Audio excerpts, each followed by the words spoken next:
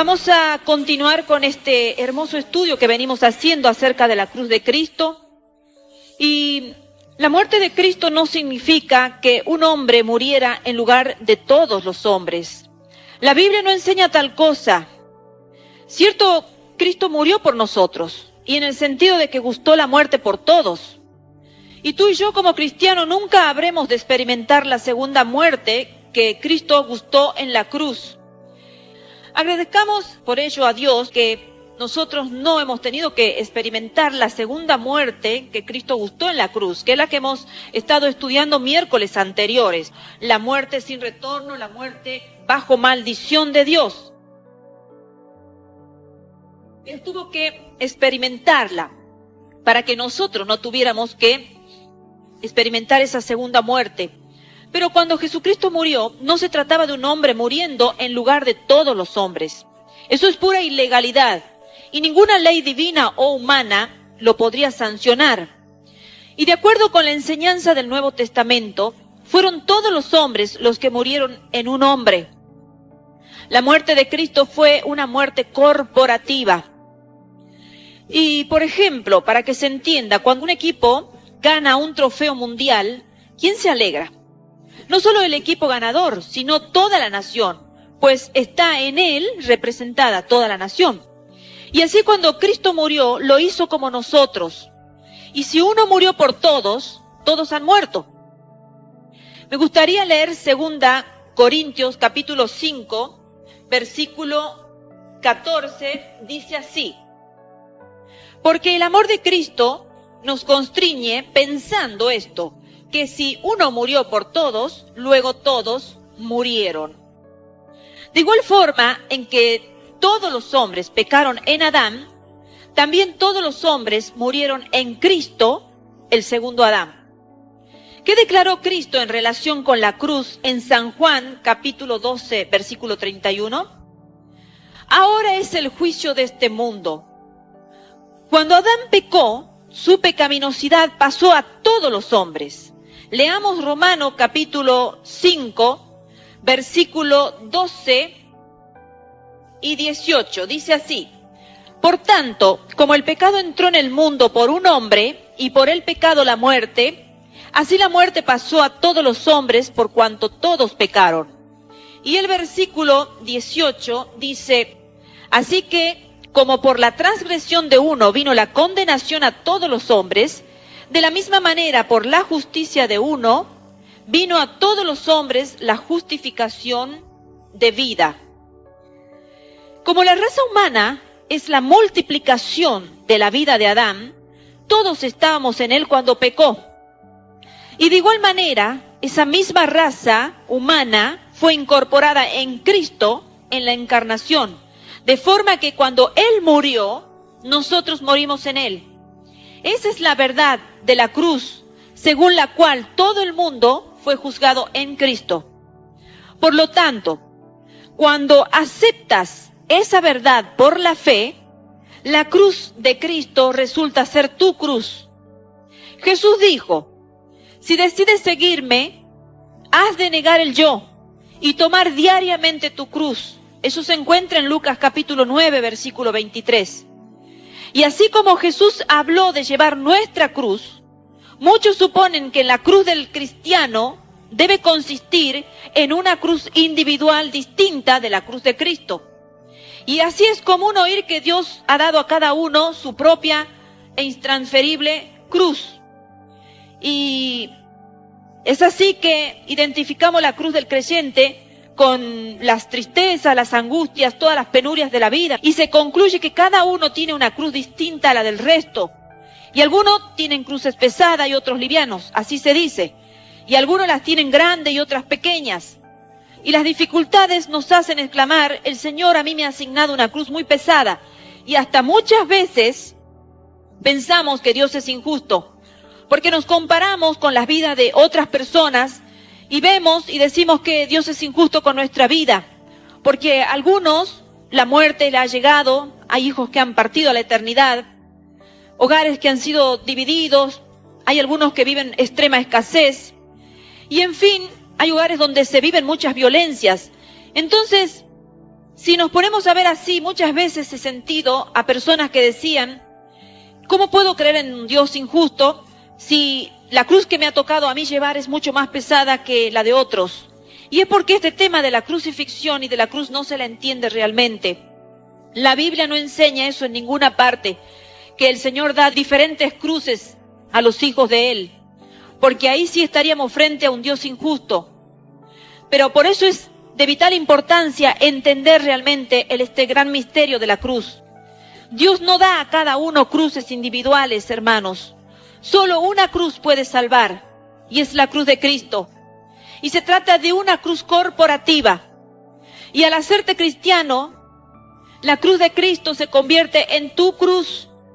Las congojas, las aflicciones de la vida no constituyen la cruz, pues afligen igualmente a los incrédulos. Si nos ponemos a ver, las personas tanto, incluso hasta los agnósticos, los ateos, pueden llevar hasta quizás vivir situaciones tan iguales y quizás semejantes o mejores o no mejores que las tuyas. Entonces, los cristianos no son los únicos que deben enfrentarse a problemas en esta vida. La cruz de Cristo es la que recibes como tu cruz cuando aceptas a Cristo y a este crucificado. La cruz de Cristo viene a ser tu cruz y la mía desde el momento en que nos unimos a Él por la fe. Aquel ladrón en la cruz, que esperamos ver salvo allí en la eternidad, llevaba literalmente una cruz propia. Pero no es esa cruz la que lo salvó, sino la cruz de Cristo. Recuerda que la cruz del creyente es la cruz de Cristo, que significa que su muerte es tu muerte. Y Él murió al pecado. Leamos Romanos capítulo 6, versículo 10 y 11. Dice así: porque en cuanto murió, al pecado murió una vez por todas, mas en cuanto vive, para Dios vive. Así también vosotros consideraos muertos al pecado, pero vivos para Dios en Cristo Jesús, Señor nuestro. Y después de ilustrar el problema ocasionado por la ley del pecado, que estuvimos viendo en Romanos capítulo 7, que nos hemos tomado el tiempo de leer todo el capítulo, allí en Romanos 7:24, el apóstol exclama: ¿quién me librará de esta ley de pecado y muerte? De este cuerpo que me arrastra a la tumba debido a la ley del pecado que mora en mí. Y su respuesta es: gracias doy a Dios por nuestro Señor Jesucristo. Y 2 versículos más adelante dice: mediante Cristo Jesús, la ley del Espíritu que da vida, me ha librado de la ley del pecado y de la muerte. Que este tema lo hemos hablado el miércoles pasado.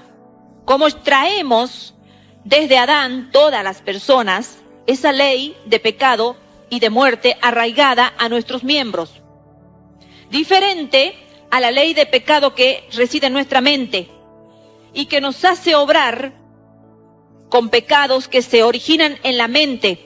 Y que la sangre del Señor Jesucristo, recordemos un poquito para aquellos que por primera vez quizás están escuchando esta prédica, la sangre del Señor Jesucristo nos limpia de todos esos pecados que han sido originados en la mente, que luego se exteriorizan.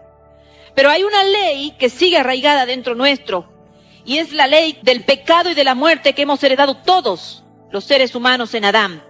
Y esa ley no está avalada por la sangre del Cordero, porque por más que vimos una planta que daba manzanas agrias, y que nosotros le cortábamos las manzanas y las tirábamos, al otro año va a volver a dar manzanas agrias.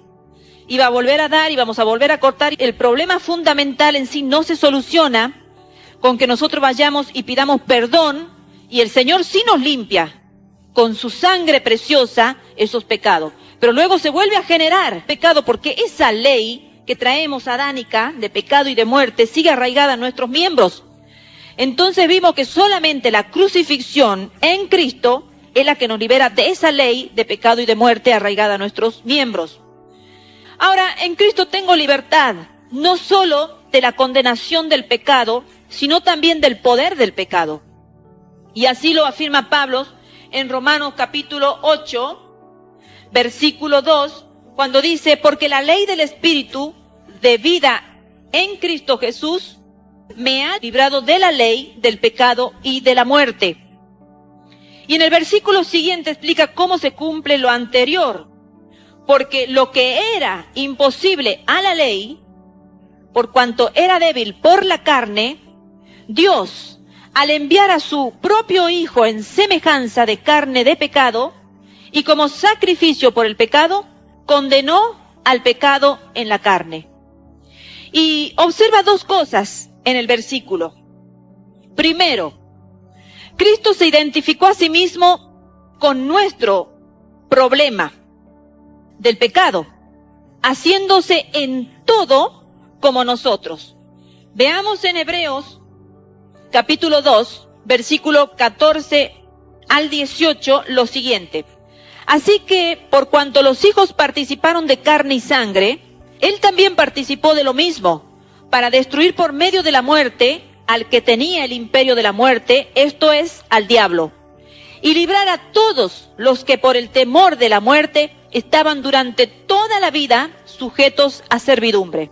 Porque ciertamente no socorrió a los ángeles, sino que socorrió a la descendencia de Abraham, por lo cual debía ser en todo semejante a sus hermanos, para venir a ser misericordioso y fiel sumo sacerdote en lo que a Dios se refiere, para expiar los pecados del pueblo. Pues en cuanto él mismo padeció siendo tentado, es poderoso para socorrer a los que son tentados. Ese es el primer punto. Cristo se identificó a sí mismo con nuestro problema del pecado, haciéndose en todo como nosotros. Segundo punto a tratar de este versículo. Resolvió el problema del pecado condenándolo. O sea, condenando la pecaminosidad en la carne. Pecado no se refiere aquí a nuestros actos pecaminosos, aquellos actos que se originan en la mente, sino al principio o ley del pecado que mora en nuestros miembros. Ese principio, esa ley que viene arraigada desde Adán y que viene arraigada en nuestra carne. Y en San Juan capítulo 1, versículo 29, vemos a Juan el Bautista presentando a Jesús en estos términos. Dice, este es el Cordero de Dios que quita el pecado del mundo. Jesús no vino solamente a perdonarte, sino vino a quitar el pecado en singular del mundo. ¿Te das cuenta por qué no solamente para perdonarte? Porque es como la manzana, que si cortamos la manzana agria, perfecto, se ha cortado el mal, pero después se vuelve a generar, porque hay algo que en ese árbol está mal, la esencia misma de ese árbol está mal. Y eso es lo que tú debes entender, que hay un pecado que está arraigado a ti. Tú puedes confesar realmente hoy tu pecado, cualquiera sea, de mentira, en fin, lo que sea, y el Señor te lo perdona. Pero pasan unos días y vuelve a aflorar ese pecado en tu vida. ¿Por qué sucede eso? Porque hay una ley que está en nuestros miembros. Entonces el Señor siempre te va a perdonar tus pecados. Siempre está dispuesto con esa preciosa sangre que Él ha derramado, que es lo único que nos puede perdonar y limpiarnos de todo pecado. Pero ¿qué pasa? Seguimos viviendo y esa ley que está arraigada en nuestros miembros sigue operando en nosotros. Entonces vamos a seguir en caminos de pecado. Ahora, en la cruz, según Romanos 8, versículo 3, dice, porque lo que era imposible para la ley, por cuanto era débil por la carne, Dios enviando a su Hijo en semejanza de carne de pecado y a causa del pecado, condenó al pecado en la carne. A ese pecado lo condenó.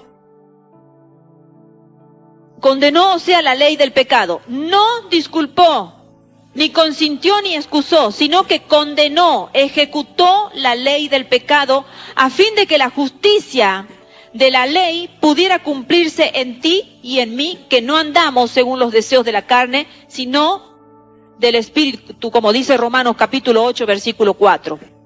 Dicho de otro modo, la solución que Dios tiene para nosotros en el doble problema del pecado, se encuentra en Cristo y en este crucificado. Al aceptar la paga del pecado de cada uno de nuestros pecados, su sangre nos limpia de todo pecado. Pero nosotros fuimos muertos con Él. Dios aplicó el bisturí a la raíz misma, al origen del problema del pecado, que es el poder o principio del pecado. Y de acuerdo con 1 de Pedro, capítulo 2, versículo 24, Cristo llevó nuestros pecados en su cuerpo sobre el madero para que nosotros podamos morir a los pecados y vivir a la justicia. Nuestra muerte, hermanos queridos, en Cristo es esencial por dos motivos. Y esto tenemos que entenderlo muy bien porque si no voy a ser reiterativa en este proceso. Porque hay muchas personas que realmente son sinceras con Dios y Jesucristo les limpia sus pecados con la sangre. Pero como yo les digo, son cristianos viciosos porque se acostumbran a estar pecando y pidiendo perdón, pecando y pidiendo perdón y así. ¿Por qué sucede eso en esas personas? Porque no quieren crucificarse junto con Cristo, que ese es el secreto, hermanos. Ese es el secreto. Si no morimos, si no nos crucificamos junto con Cristo, vamos a seguir toda la vida así y no vamos a poder ir al cielo tampoco, hermanos. Porque con ese pecado que viene arraigado a nuestros miembros, es imposible que nosotros podamos ascender al cielo, porque ese es un peso que nos jala hacia la tierra, nos tira a la tierra. El Señor siempre está dispuesto a perdonar todo pecado. La sangre poderosa de nuestro Señor Jesucristo nos limpia de todo pecado. Pero el segundo paso es morir juntamente con Cristo, como lo decía el apóstol Pablo. Entonces, volvamos a retomar que nuestra muerte en Cristo es esencial por dos motivos. Si analizamos el pecado en sus dos aspectos, o sea, pecado como acto voluntario y el pecado como un acto involuntario, que es el pecado adánico.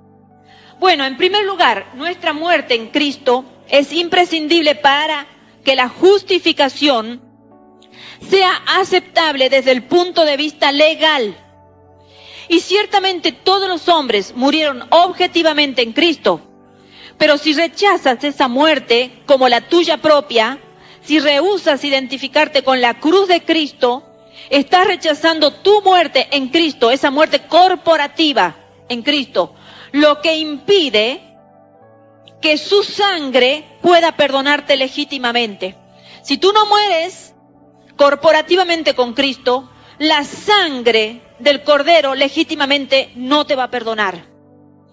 Y es por ello que 1 de Juan capítulo 1, versículos 7 al 9, dice que si andamos en la luz, que es la luz de la verdad de la cruz, la sangre de su Hijo Jesús nos limpia de todo pecado.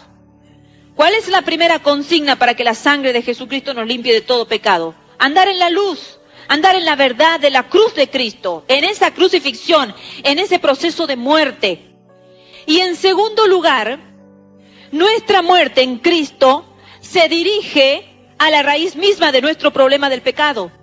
O sea, pone corte a la ley de pecado que está en mis miembros, o sea, a esa ley adánica. Y si algún día tienes que asistir al funeral de algún alcohólico, nunca se te ocurra llevar una botella de licor y ofrecérsela al difunto, porque obviamente no te la va a aceptar. Terminó con la bebida, definitivamente de raíz. Se acabó para él el problema del alcohol. Y la solución de Dios al problema del pecado no es mejorarte, no es mejorarte. Su antídoto contra el problema del pecado es atacar a sus mismas raíces mediante la cruz de Cristo. La cruz de Cristo viene a ser entonces el poder de Dios para salvación. En Gálatas 5:24 leemos lo siguiente: los que son de Cristo han crucificado la carne con sus pasiones y sus malos deseos. Así es como debe estar la carne con todos sus deseos. Dice Romanos 13, versículo 14, vestíos del Señor Jesucristo y no fomentéis los malos deseos de la carne. Vivid según el Espíritu y no satisfaréis los deseos malos de la carne. ¿Quieres obtener la victoria sobre el poder de la carne? ¿O quieres ser un cristiano de eso que vicioso, que peca, se arrepiente, que peca y se arrepiente? ¿O quieres sacar de raíz el problema que está arraigado a tus miembros? Lo vas a encontrar en la cruz de Cristo, no en tus promesas o en tus resoluciones, en tus propósitos, porque la carne es débil. Estas son como tela de arañas. En San Juan encontrarás que en la cruz de Cristo, no en tus promesas. En San Juan capítulo 12, 24 dice Cristo: os aseguro que si el grano de trigo no cae en tierra y muere, queda solo. Pero al morir lleva mucho fruto. Y el versículo expresa el mensaje de la cruz en términos agrícolas. Y al que le gusta la jardinería como a mí, que me encanta la jardinería, y tengo mis semillas y las estoy sembrando y las estoy cultivando, y he podido tener el fruto de ellas en tomates, en pimientos, ajo puerro, cebollas de verdeo, un montón de siembras que hice porque me gusta la jardinería. Bueno, si a ti te gusta, entonces sabes que guardando el paquete de semillas en la estantería no puedes obtener ningún resultado. La semilla ha de llegar al suelo y morir. Y cuando germina, no lo hace como semilla, sino como brote que crece y produce vida. Fíjense en que yo cuando entierro semillitas, algunas vienen buenas y otras vienen malas. Y espero un tiempo, ya cuando ha pasado un tiempo prudencial, me doy cuenta que esa semilla no va a germinar. Entonces, ¿qué hago? Remuevo la tierra y vuelvo a plantar semillitas nuevas. Y qué alegría es cuando veo que ya empiezan los brotecitos. Esa semilla era buena, ha muerto. Esa semilla ha muerto, por eso ha reventado debajo de la tierra y ha empezado a brotar, a dar el fruto. Y si recordamos al manzano, al arrancar el manzano silvestre y plantar otro que no sea silvestre, sino que dé manzanas dulces, que den manzanas ricas, en su lugar, se espera más o menos unos 5 años hasta poder ver manzanas, hasta poder ver el fruto en sí. Pero cuando las veas, si el árbol es el bueno, recién se podrá uno deleitar comiendo sus frutos. Pero si tú observas que el árbol es malo, es mejor arrancarlo de raíz y volver a plantar otro, porque si no va a volver en ese círculo vicioso a seguir dando manzanas agrias. Las cosas hay que sacarlas de raíces, hermanos. Y debe existir la muerte de esa semilla en lo profundo de la tierra. Ahora, el parámetro para todo esto va a ser el fruto. Tú te das cuenta si una planta realmente va a dar sus frutos cuando ha dado el fruto. Así dice Mateo capítulo 7, versículo 16. Por sus frutos los conoceréis. ¿Acaso se recogen uva de los espinos o higos de los abrojos? Por sus frutos los conoceréis. Por eso es importante, hermanos, que nuestras vidas como cristianos tienen que dar frutos. Porque si no están dando frutos, es un árbol que no sirve para nada.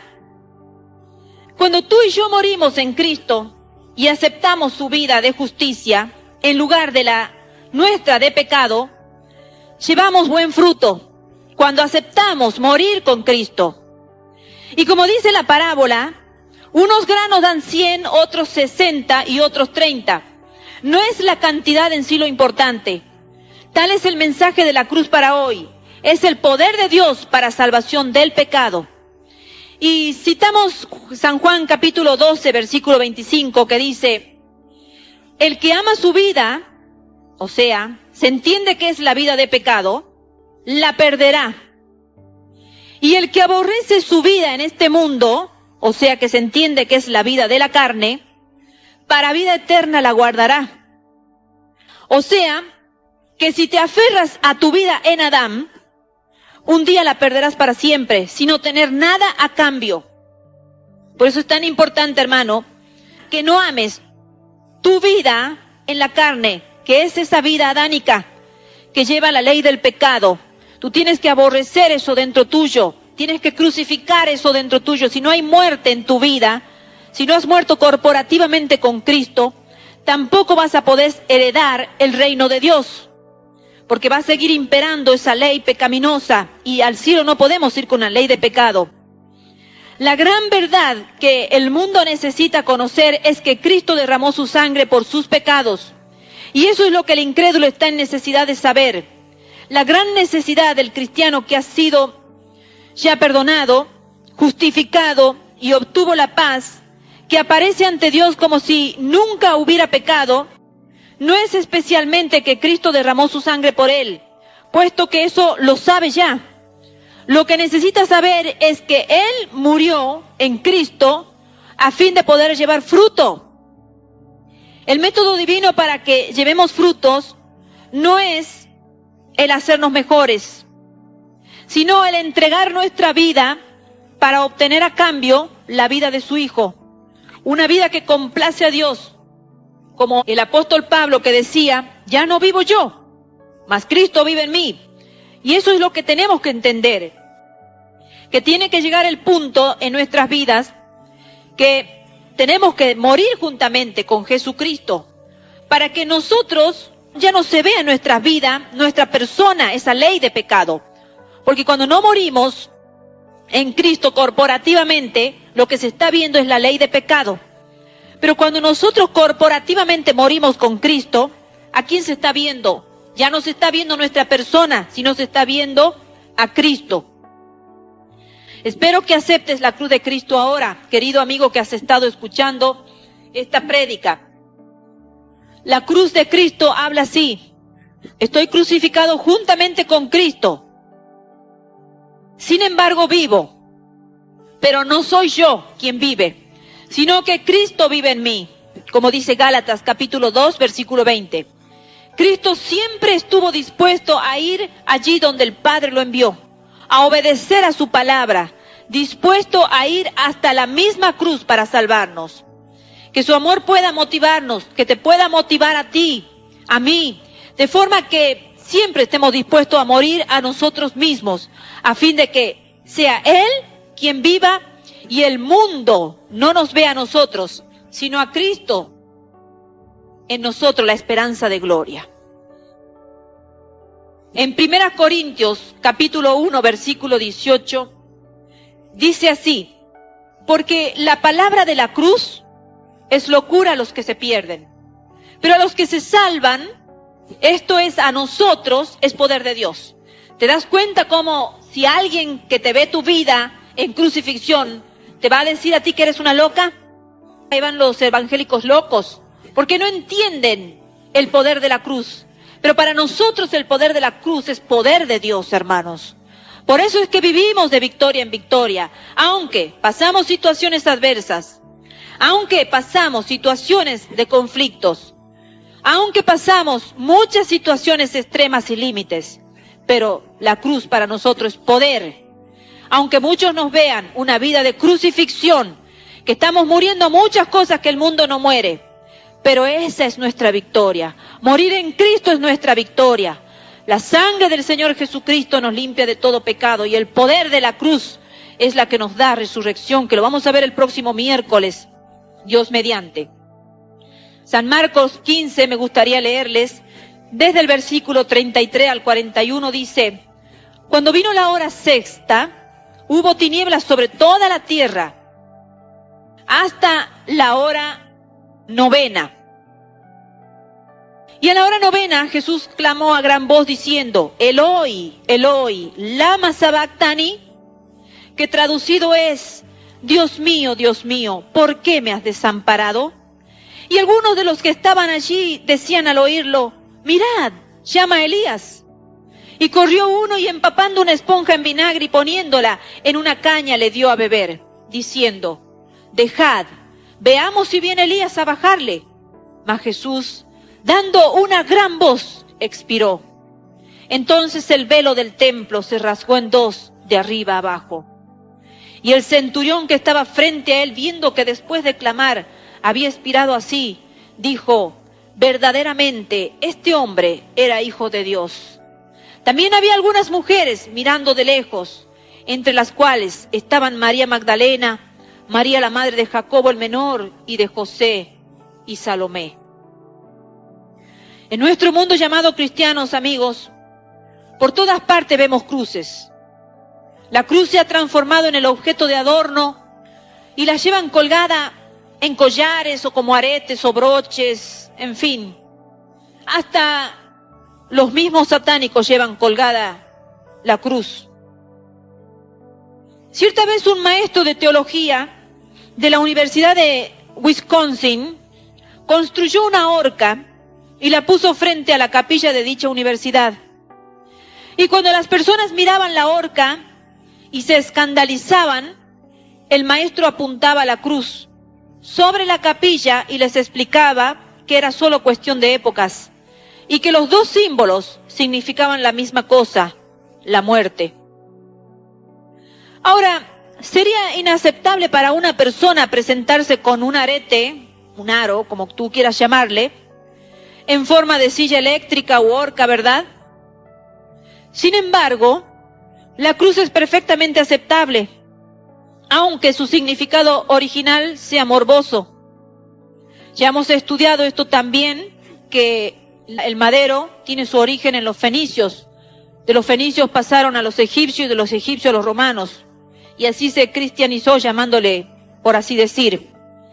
Y ojalá en vez de cruz hubiéramos decidido que el cristianismo lo representáramos con un pez en vez de la cruz, ya que los cristianos de las catacumbas dice que se identificaban con el símbolo del pececito, se reconocían entre ellos y se podían juntar y juntos huir o juntos estar ocultos.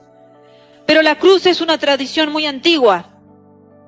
Y un amigo, al visitar la conocida Tierra Santa, se fijó que un joven vendía algo.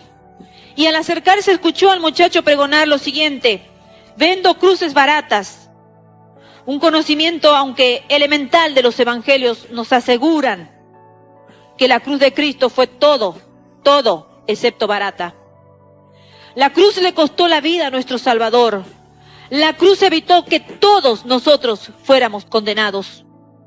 Pablo dijo que el mensaje de la cruz es una locura para los de afuera, los incrédulos, por representar no solo la muerte, sino muerte vergonzosa. Y en Deuteronomio 21:23 dice que el que es colgado en un madero recibe maldición.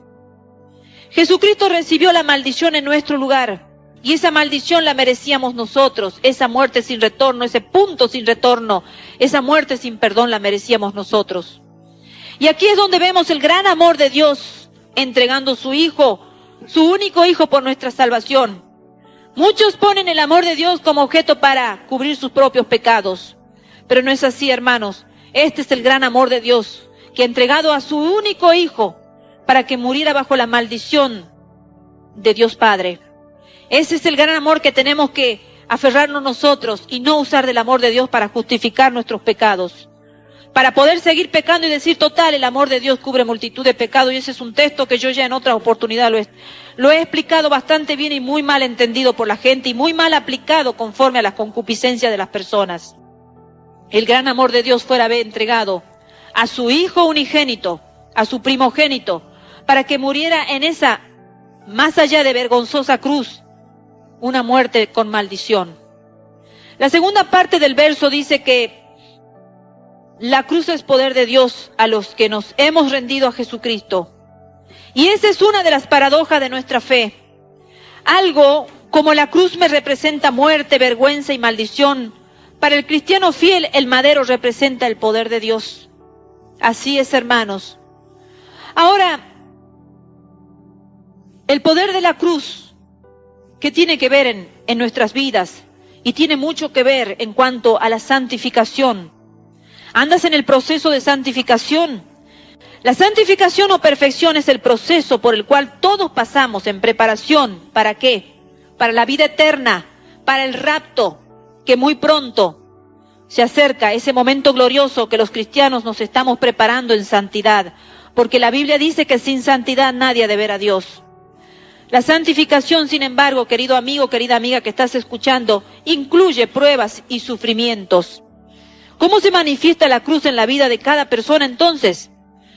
Puedo contarte muchos casos, he seleccionado unos cuantos, como para que te hagas una idea. Por ejemplo, una pareja, miembros fieles de la Iglesia de Cristo, cuyo marido es un médico muy conocido y respetado, tiene 5 hijos, 4 de ellos son alcohólicos. Segundo ejemplo, una familia de misioneros de una Iglesia de Cristo, sirviendo hace más de 30 años, tiene su nuera con una enfermedad tremenda como la esclerosis múltiple. La nieta que nació con encefalitis y ahora se enteran que su padre tiene cáncer en la próstata y que se ha esparcido por todo su cuerpo haciendo metástasis. Otro ejemplo, una pareja cuyo padre era anciano de la Iglesia de Cristo y supieron que su hijo menor era homosexual. Entonces el padre inmediatamente renunció a su posición de anciano. La pregunta que se escucha con mucha frecuencia empieza con un ¿por qué? ¿Por qué sufrimos enfermedades? ¿Por qué hemos de tener hijos borrachos, homosexuales, drogadictos? Y cuando preguntamos a las familias, estas que les he relatado, ¿cómo pueden soportar su sufrimiento? La respuesta fue semejante en todos los casos. Ellos dicen, nos agarramos a la cruz y caminamos. Y Jesucristo dijo, el que no carga su cruz y me sigue no puede ser mi discípulo. Podremos tener, hermano, las aflicciones que tengamos acá en la vida. Y no comparemos las situaciones porque no tienen nada que ver con la cruz. La cruz de Cristo es una sola y todas las tenemos que vivir de la misma forma. Las situaciones adversas son nuestro tema. Son las situaciones que atravesamos, que nos tocan vivir, circunstanciales y que Dios tiene propósito con ellas. Muchas de ellas obran para bien a los que a Dios aman, dice la palabra. Entonces, muchas de esas situaciones con dificultad nos llevan a los pies de Cristo, nos hace que nos aferremos y no nos soltemos de la cruz de Cristo. Porque si viviéramos una vida liviana acá en la tierra, no tendríamos motivo para agarrarnos de la cruz de Cristo. El sufrimiento hace que anhelemos el cielo, hermanos. Y si no fuera por las pruebas, el cielo no presentaría ningún atractivo al ser humano, pues tendríamos lo que se conoce por cielo en la tierra. Muchos has escuchado tú hablar y decir, para mí tengo el cielo acá en la tierra. Porque quizás para ellos disfrutar, ir a un boliche, tener mujeres, tener dinero, para ellos es tener el cielo acá en la tierra. Pero no saben que todo eso es pasajero y que algún día el alma se va a separar del cuerpo y tendremos que partir a la eternidad. El sufrimiento también nos prepara para poder ayudar a los demás que sufren. Porque si tú no has conocido el sufrimiento, ¿cómo vas a poder ayudar al que está sufriendo en el presente? Si tú no has atravesado por situaciones adversas, ¿cómo vas a poder comprender al que hoy le toca vivir quizás la muerte de un ser querido, la enfermedad, una invalidez, un hijo apartado? Si tú no has pasado por situaciones similares o quizás no hayas pasado las mismas situaciones, pero te ha premiado la vida. Entonces, ¿cómo vas a poder dar palabras de consuelo? ¿Cómo vas a poder llegar con un mensaje de esperanza a las almas necesitadas si tú no has atravesado por situaciones adversas acá en la tierra? En segundo lugar, el poder de la cruz en la predicación. Y el apóstol Pablo dijo, mientras que nosotros predicamos a Cristo crucificado, en 1 Corintios 1:23, ¿qué predicamos?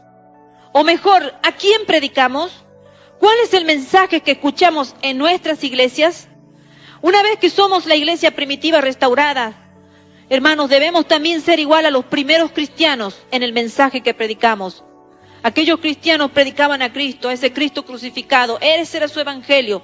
Y el apóstol Pablo no quería predicar nada, no le importaba nada más que no sea la cruz de Cristo.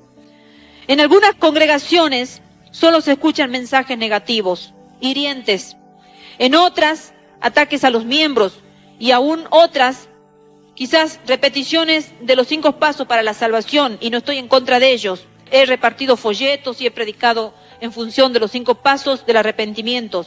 Son formas que a veces ayudan. Pero lamentablemente no se salen de ese esquema, esquematizan su vida y todo es eso. Y siempre predican la misma cosa. Ahora fijémonos, nos remontemos a los evangelios.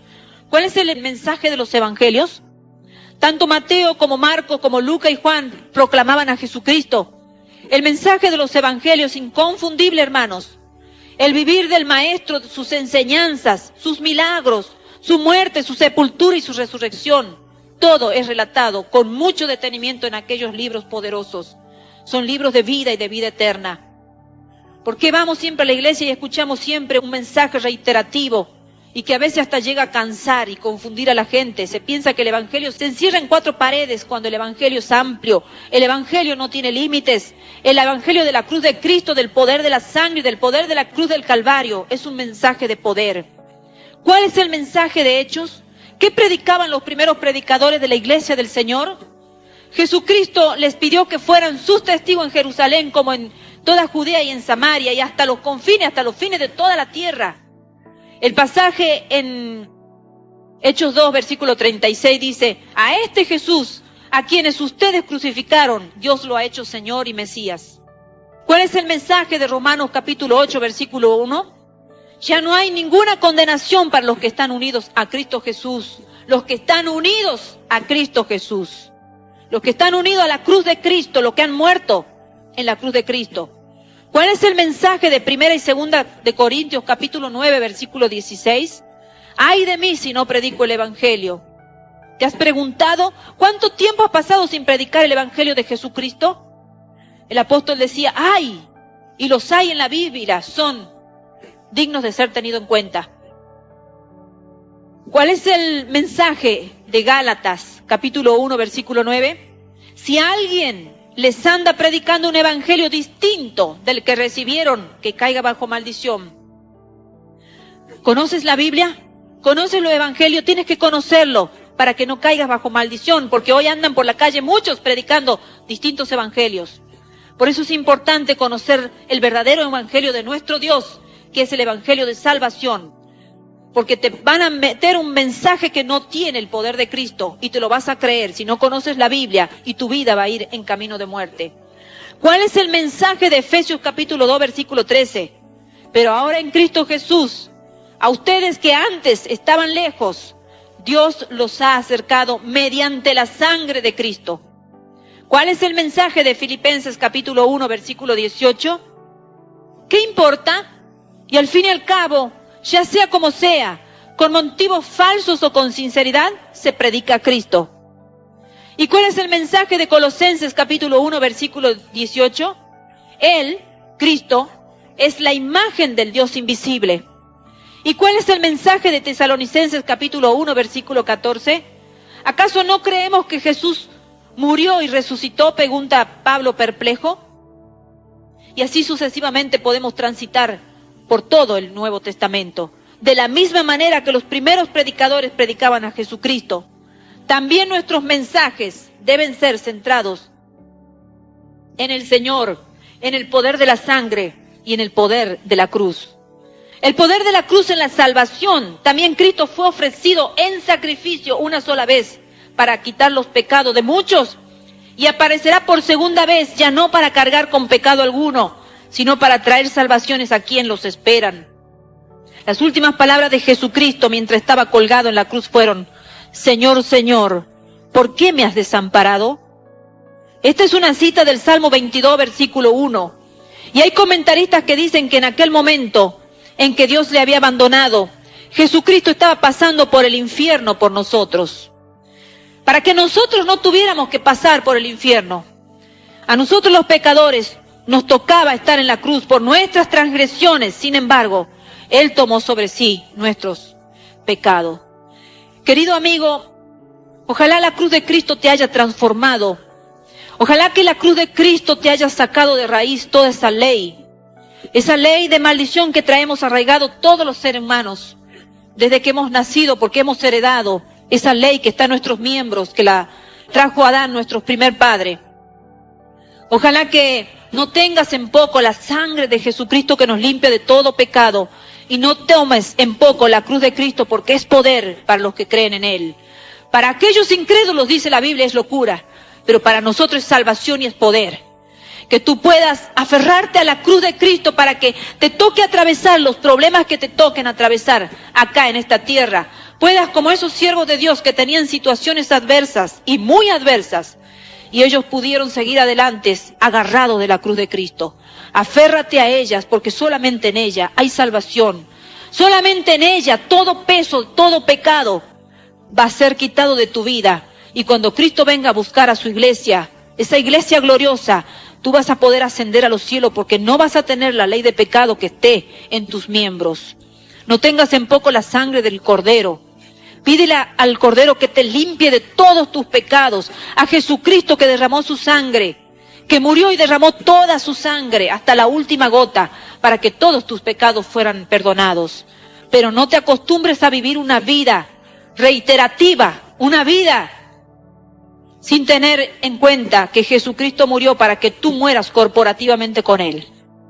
Que hoy en esta tarde el Espíritu Santo, Ruach HaKodesh, hayas ministrado tu espíritu y tú puedas ir arrepentido a la cruz de Cristo y decir, Señor, yo hoy me crucifico contigo. Yo hoy quiero andar en tu luz, en la verdad de tu luz, Señor, porque tu luz es la muerte, Señor mi Dios, porque he entendido que si el grano de trigo no muere, no puede dar fruto.